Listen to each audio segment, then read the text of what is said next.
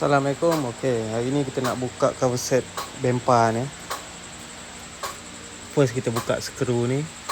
Ada 4 ni. Kita buka ni dulu. Pastikan nanti kita simpan dalam bekas ni. Ni kita tanggalkan. Okey. Lepas tu kita buka yang ni. Tu 2 salaya dah. Lepas buka skru 3 baru kita boleh cabut spoiler.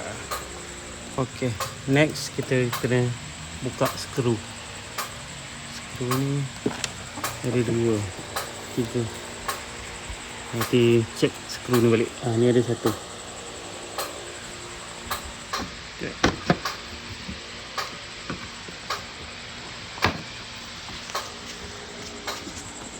Tiga skru kita dah boleh cabut.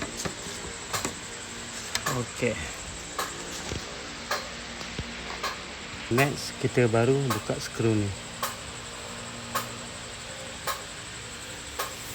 Ni kalau nak buka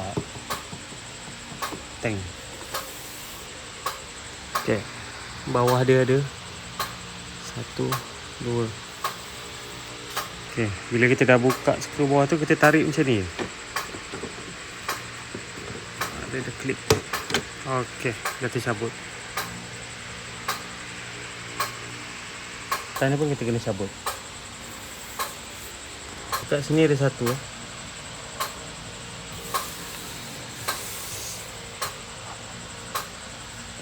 Dia ada 2. Okey, yang belakang ni special sikit. Color dia.